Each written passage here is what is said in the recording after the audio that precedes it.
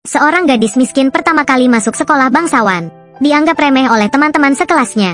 Melihat ketua kelas yang kaya raya sedang membagikan produk kecantikan kepada teman-teman sekelas, ia dengan cerdik berlindung di tempat lain. Karena dia yakin dia tidak akan ada dalam daftar. Sebatang lipstik bergulir ke kakinya. Sementara semua orang sedang mengambilnya, guru tiba-tiba masuk ke dalam kelas. Mereka semua terkejut. Mereka berserakan dan duduk kembali di tempat mereka. Sekarang, serahkan barang-barang Anda. Belum selesai. Cepatlah. Ketika siswa-siswa menyerahkan barang mereka, pasangan kaki yang cerdik juga telah menyembunyikan lipstik itu. Ia sangat miskin. Dia bertekad untuk mengubah hidupnya dengan lipstik ini. Guru bertanya siapa yang membawanya. Hanya melihat gadis kaya mengacungkan tangan. Han Bada. Denda untuk membersihkan toilet. Mendengar ini, dia tahu peluangnya telah datang. Saat gadis kaya sedang membersihkan, dia membawa lipstik itu. Ini milikmu. Hal-hal yang jatuh ke tanah. Bagaimana mungkin tajir seperti dia membutuhkannya lagi? Dia mengatakannya sebagai hadiah untuknya. Lihat bahwa trik ini mungkin tidak efektif. Dia dengan sukarela membantu gadis kaya membersihkan. Melihat adegan ini, akhirnya, tajir itu juga tersenyum padanya. Terima kasih, kamu. Ia tahu dia telah membuat kemajuan. Tiba-tiba, hujan mulai turun ketika pulang sekolah. Melihat gadis kaya memiliki mobil khusus yang menjemput, memanfaatkan fakta bahwa tidak ada yang menggunakannya, ia melemparkan payungnya ke dalam tempat sampah. Lalu dengan sengaja berjalan di depan mobil tajir. Rencananya berhasil dengan cepat. Gadis kaya melihatnya, minta supir untuk berhenti. Jo Engkang naik ke mobil. Tidak perlu. Tiba-tiba tajir itu mengikuti dengan mobil. Mobil ini untukmu. Tidak apa-apa, aku suka berjalan di hujan. Tiba-tiba sebuah mobil lewat. Semua orang terkena percikan air. Mereka saling tersenyum. Seorang pria kaya bernama Bada. Keluarga itu adalah pengusaha kaya. Seorang gadis miskin bernama Engkang. Keluarga 5 orang berdesakan di dalam rumah 80 meter persegi. Itulah mengapa dia ingin tinggal dekat dengan Bada. Setelah upacara pembaptisan ini, mereka menjadi teman yang tak terpisahkan. Engkang tidak pernah membayangkan bahwa waktu akan berlalu begitu cepat selama 20 tahun. Dia berkembang dari seorang mahasiswa miskin menjadi seorang gadis miskin. Bada, dengan kekuatan keluarganya, mendirikan perusahaan perhiasan. Tentu saja, Engkang bekerja di sana, tapi hanya sebagai pekerja paling rendah. Hari ini, Bada lagi-lagi memperlakukannya seperti pelayan, memintanya untuk mengirim perhiasan ke rumah seorang wanita kaya yang baru saja tiba. Dia bertemu dengan anjing yang menyalak padanya. Meskipun pengasuh mengatakan bahwa anjing tidak akan menggigit, mungkin karena ketakutan di dalam hatinya, itu membuatnya tidak berani melangkah lebih jauh. Tiba-tiba anjing melompat. Engkang takut dan jatuh ke tanah. Perhiasan itu jatuh ke tanah juga. Itu membuatnya ketakutan. Beruntungnya, kemasan di dalamnya cukup kuat, sehingga perhiasan tidak rusak. Jika tidak, gaji sepanjang tahun tidak akan cukup untuk menggantinya. Melihat tuan rumah memakai cincin berlian, membuatnya merasa cemburu. Sebelum pergi, wanita kaya memberikan mutiara yang sudah dia beli sebelumnya kepada Engkang untuk dia memasangkannya kembali. Tapi begitu dia keluar, dia lagi-lagi bertemu dengan anjing yang terus menyalak padanya. Dia ingin berlari secepat mungkin. Hanya seperti itu, mutiara berserakan di tanah. Kemudian wanita kaya menelepon Bada untuk mengeluh tentang Engkang. Bada hanya bisa terus-menerus meminta maaf, menunggu kembalinya ke perusahaan. Setelah menumpahkan mutiara, dia menemukan bahwa 3 mutiara hilang. Engkang terus meminta maaf, tapi Bada tidak melihatnya. Kaki Engkang tergores dan berdarah.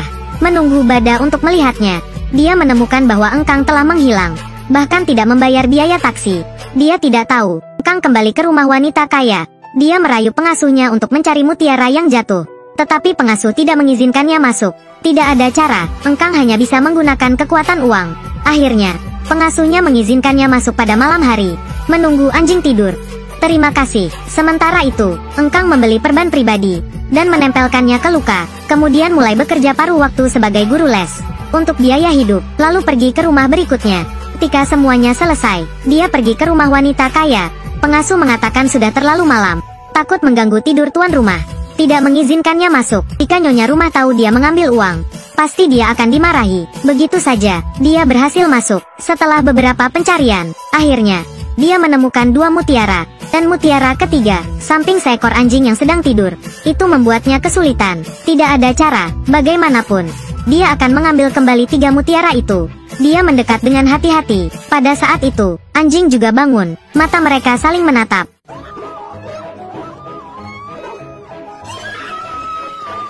Lalu dia mengembalikan 3 mutiara kepada Bada.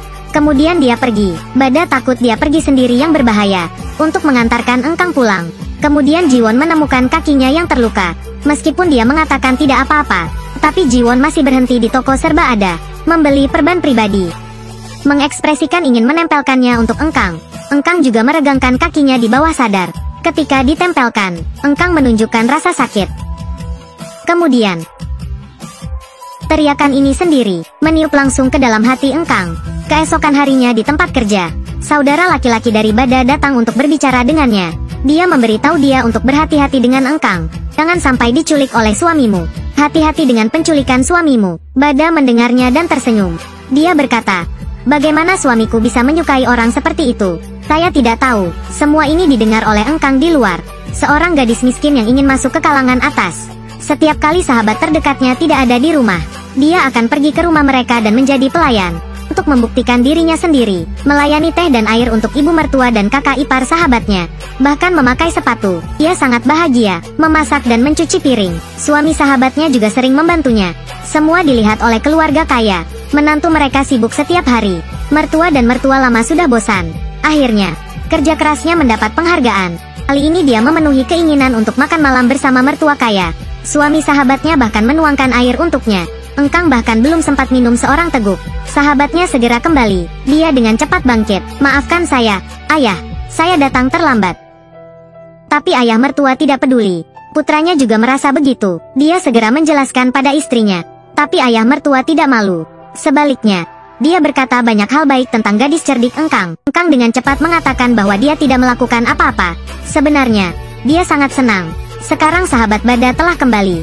Dia tidak perlu tinggal di sini. Sebelum pergi, sahabatnya juga berterima kasih atas bantuannya. Makan malam berakhir. Ketika keluarga 3 orang kembali ke rumah, Bada mengeluh bahwa dia benar-benar lelah hari ini. Tapi suaminya mengatakan bahwa Engkang lebih lelah. Rumahnya begitu jauh, selalu membantu dengan tugas sehari-hari. Mendengar ini, istri tidak hanya tidak marah. Dia juga mengharapkan Engkang akan sering mengunjungi rumah mereka. Tapi seorang wanita licik seperti itu, justru mencintai pria yang lebih muda darinya 11 tahun. Harus membantu mengumpulkan sampah setiap hari. Uang yang dia hasilkan untuk belajar persiapan ujian pegawai negeri. Baginya, bahkan sepatu bekas pun terlalu mahal untuk dibeli. Dia hanya menjahit dan memperbaikinya. Tetapi pacarnya sudah lelah dengan dia. Jelas kali ini dia lulus ujian. Tapi dia bilang kepadanya dia gagal. Setelah Engkang pergi, dia langsung menjadi semangat lagi.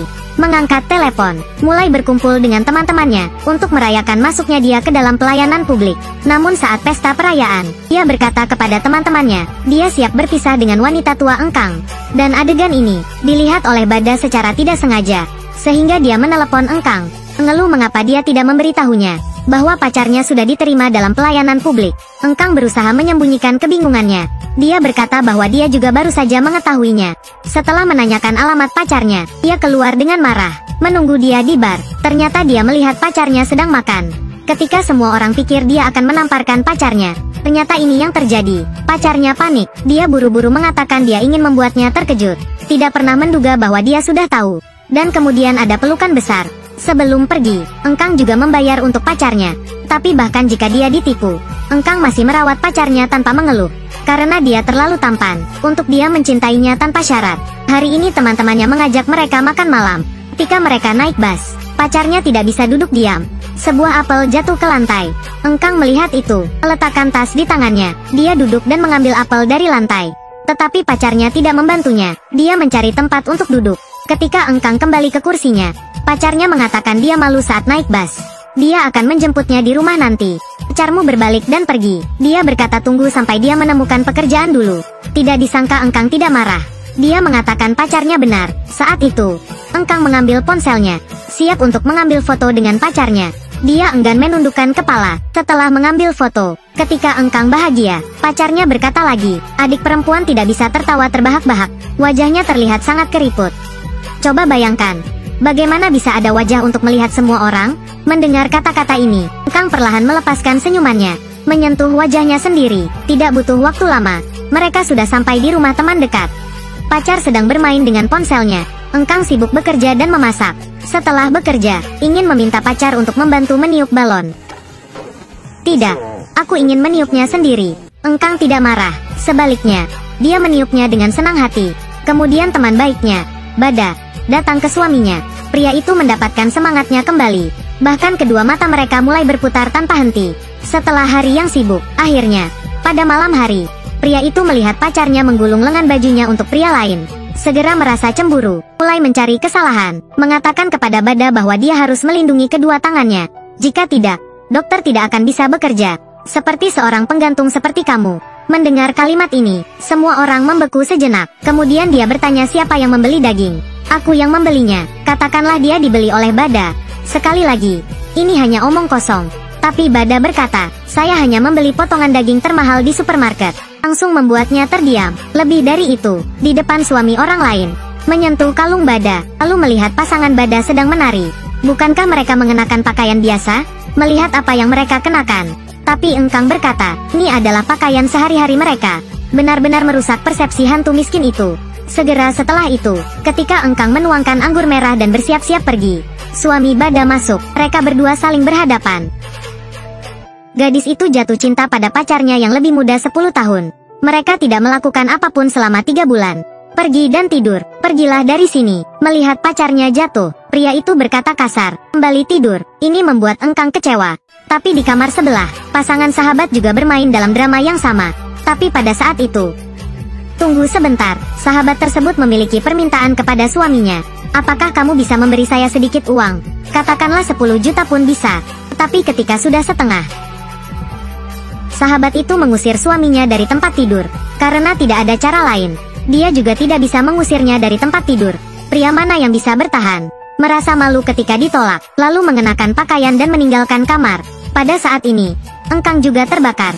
Membuka kulkas, menggunakan ini untuk memadamkan api dalam dirinya. Tidak ada perubahan sama sekali. Jadi dia keluar dari ruang tamu. Sangat cepat, Jiwon keluar dari kamar dalam pakaian tidur. Juga mengambil segelas bir dingin. Pergi ke halaman. Tidak terlalu jauh, Engkang menuju kolam renang. Melepaskan pakaian saat berjalan. Engkang bergegas ke kolam. Melepaskan pakaian saat berjalan. Pada saat ini hatinya, seperti ada 1000 semut merayap. Cepat-cepat melepaskan semua pakaian. Melihat air dingin, seolah-olah itu adalah obat penyegar. Lompat tanpa ragu.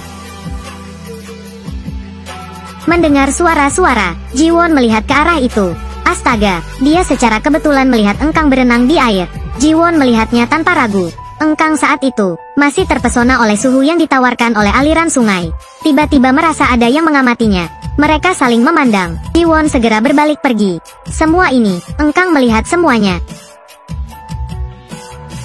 Melihat punggung Jiwon pergi, dia tidak tahu apa yang dipikirkan di dalam hatinya. Keesokan harinya, saat mereka berempat sedang berkendara pulang, teman mereka melihat Taegi tertidur pulas di kursi belakang.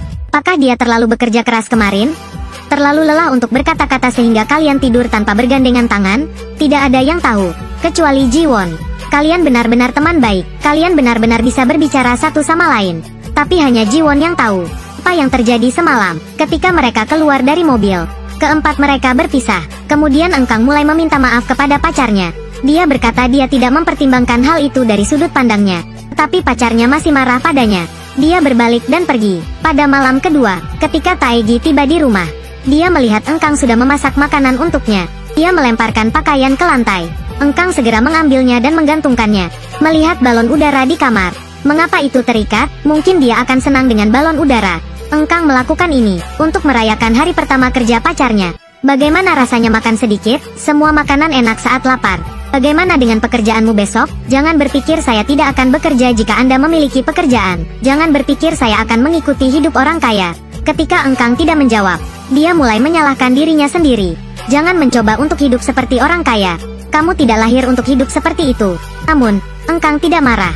Dia berkata bahwa setelah menikah, dia akan mencari pekerjaan lagi. Saya juga berharap begitu. Engkang juga bertanya kapan mereka akan pulang dan bertemu orang tua. Pacarnya terlihat tidak senang. Apa yang sedang kamu buru-buru? Apakah pernikahan satu-satunya hal yang ada? Engkang hanya ingin menjelaskan. Pacarnya memintanya untuk menahan bicara. Dia berdiri dan pergi. Sungguh, dia benar-benar sulit. Jika bukan karena Engkang mengajar paruh waktu untuk menghasilkan uang untuk membangun karirnya sebagai pegawai negeri, dia tidak akan sampai pada titik ini. Pacarnya pergi ke toko keesokan harinya untuk mengambil uang yang telah diberikan Engkang kepadanya, siap untuk membeli mobil baru sesuai dengan statusnya sebagai pegawai negeri. Pada saat ini, dia menerima panggilan dari temannya. Mengatakan bahwa gadis yang pernah dia temui setuju untuk bertemu. Itu membuatnya bahagia. Kemudian pergi ke pusat perbelanjaan, membeli sepatu dan pakaian merek terkenal. Dan pada malam hari pergi ke kafe. Hasil pertemuan mereka, ia menunjukkan sisi aslinya. Di sisi lain, Engkang masih berhitung anggaran untuk menikahi pacarnya. Pelayan perempuan itu menunggu pacarnya kembali. Lihat bahwa pacarnya tidak menjawab selama sehari. Tidak bisa tidak khawatir tentang keselamatannya. Tidak tahu, pacarnya sedang berkencan dengan gadis lain. Engkang tidak bisa menunggu pacarnya lagi. Setelah menutup nasi, menaruh iklan pernikahan di atas meja, berbalik dan pergi. Adik perempuan tidak bisa melihatnya lagi. Dia berpikir bahwa dia membayar untuk makanan, pakaian, uang jajan untuknya. Apakah dia akan mencintainya lebih banyak? Pada saat seorang wanita mulai membayar, pria akan melihat wanita sebagai ibu. Tidak perlu dikatakan lagi, dia tidak berani marah padanya. Dia takut dia akan putus. Meskipun adiknya mengatakan yang benar, tetapi Engkang masih tidak ingin menghadapinya. Karena dia berusia 37 tahun, tidak mudah menemukan pacar. Keesokan harinya, dia pergi ke pusat pinjaman, konsultasi pasangan yang baru menikah untuk meminjam uang membeli rumah. Pada malam hari, Taegi mengemudikan mobil barunya, bercakap-cakap dengan pacarnya yang baru. Tiba-tiba, Engkang menelepon. Wajah Taegi seketika menjadi serius. Kak, malam ini aku tidak pulang. Jangan tunggu aku. Pergilah makan terlebih dahulu. Setelah bicara, dia langsung mematikan telepon. Gadis itu bertanya apakah dia memiliki kakak perempuan. Seharusnya malam ini ada makan malam keluarga. Di sisi lain, Engkang sudah makan. Saat mengambil sampah, melihat surat pernikahan yang rusak itu, dia baru menyadari. Taegi setelah mengantar wanita itu kembali, masih memandang dengan kagum mobilnya di lantai bawah. Lalu berbalik, dia melihat Engkang keluar. Seperti hantu, melarikan diri dengan cepat. Memang benar. Setelah Engkang keluar, tidak melihat Taegi, sangat cepat, dia berbalik dan melihat lagi. Setelah memastikan bahwa Engkang tidak ada, akhirnya dia bernafas lega. Apa yang kamu lakukan? Belum pergi. Engkang bertanya apa yang terjadi dengan mobil. Baru saja dibeli. Bagaimana bisa? Engkang tidak menjawab. Kemudian keduanya kembali ke apartemen mereka. Taegi mengatakan bahwa sekarang dia adalah seorang pegawai negeri. Membeli mobil bekas adalah hal yang biasa. Baru pada saat itu Engkang baru menyadari sepasang sepatu yang baru dibeli. Taegi melihatnya dan segera merenggutnya kembali. Jangan sentuh sepatuku. Engkang meminta penjelasan. Apa ini semua tentang? Namun Taegi dengan sombong berkata, aku ingin mengenakan mereka jika aku mau. Apakah aku perlu melaporkan padamu? Hasilnya, Engkang masih belum mengucapkan sepatah kata pun. Aku tidak akan mengemudikan lagi. Tidak mengemudi juga tidak masalah. Lalu dia membuang sepatu itu.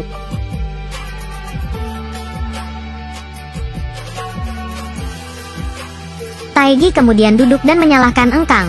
Setiap hari membicarakan pernikahan, benar-benar menjengkelkan, dan juga memberikan permintaan kepada Engkang. Kita tidak boleh bertemu lagi. Apa? Semua menjadi tegang. Saya harap Anda biarkan saya sendiri. Membuat Engkang bingung tidak tahu harus berkata apa. Berbaring di atas tempat tidur di malam hari. Tidak bisa tidur. Bergelisah. Membayangkan alasan mengapa sahabatnya begitu kaya. Dan mimpi yang seharusnya tidak ada. Membuatnya tidak bisa tidur. Mengingat waktu-waktu sebelumnya, banyak tindakan intim dengan suami sahabatnya. Dia bangkit dari tempat tidur, berjalan ke halaman dalam, mengingat kata-kata pacarnya, tidak peduli bagaimanapun. Dalam kehidupan ini kita tidak akan memiliki kesempatan untuk berdiri. Jangan bertemu selama beberapa hari. Dia memutuskan untuk mengubah segalanya. Jadi, keesokan harinya, dia membeli sepasang sepatu hak tinggi dan pakaian cantik. Ia pergi ke rumah sakit tempat suami sahabatnya bekerja. Tentu saja, ketika Jiwon melihat Engkang, dia langsung mematikan telepon istrinya. Langsung pergi ke tempat Engkang, dan bertanya mengapa dia datang ke sana. Engkang melihat telepon dari sahabatnya.